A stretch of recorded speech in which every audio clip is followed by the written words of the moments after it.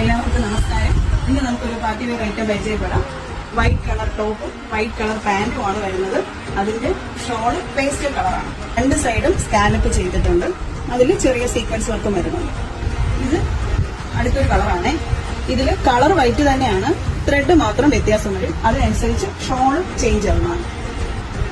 അതുപോലെ തന്നെ പാൻസിലെ ലൈനിങ് ഉണ്ടായിരിക്കും.